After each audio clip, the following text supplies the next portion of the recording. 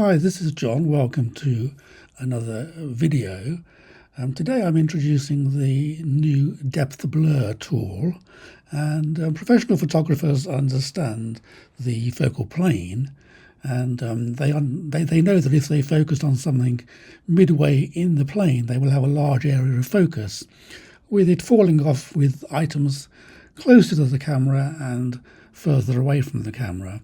So let's have a look at this new tool. Professional photographers use aperture to get the desired effect, and this is a typical photograph. We have a plate of food which is in focus and a cup and what looks like a bowl of strawberries and cherries just in the distance.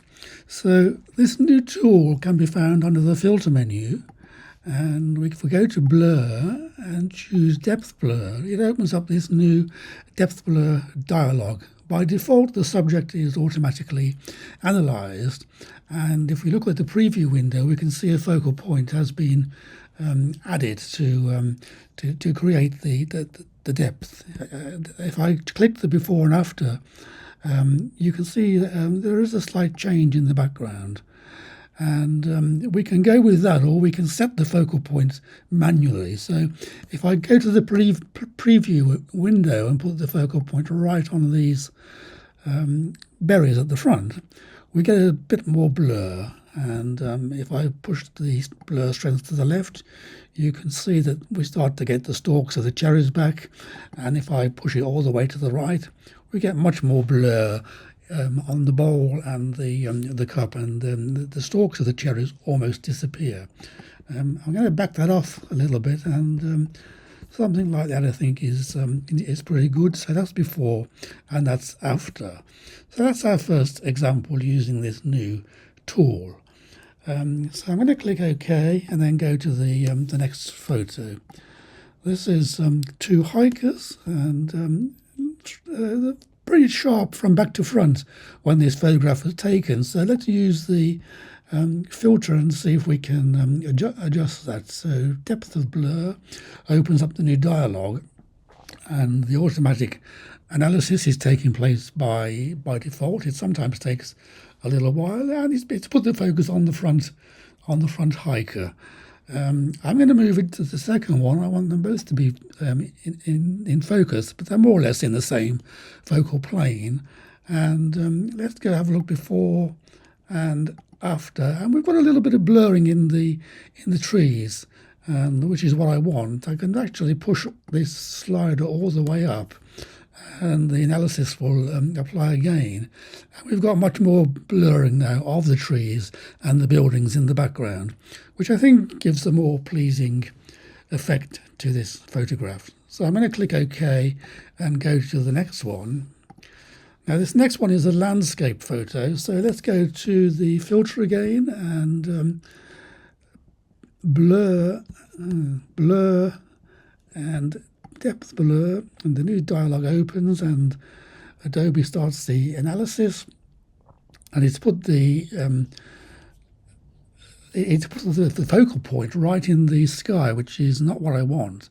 And I'm actually going to move it in the preview window right onto the mountain, and that's exactly what I want. And you can see the foreground, which would be nearest to the camera, starts to get some blur, and the background mountains are nice and sharp in focus, and the reflection looks good. Again, I can increase the strength of the blur if I wanted to, and that puts more of the foreground out of focus.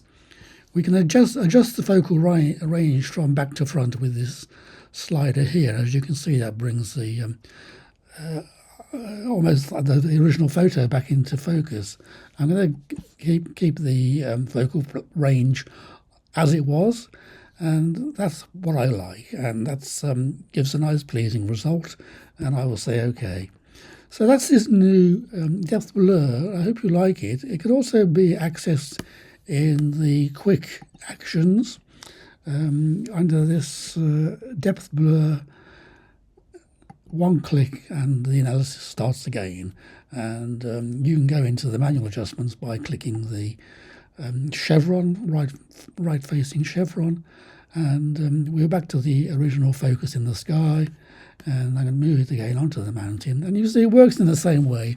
So you can access it, from the advanced menu using the filter menu, or from the quick mode using the quick button. You can still use the blur effect in the guided edit, and that's found under Special Edits, Depth of Field. This is what I call artistic or creative blur.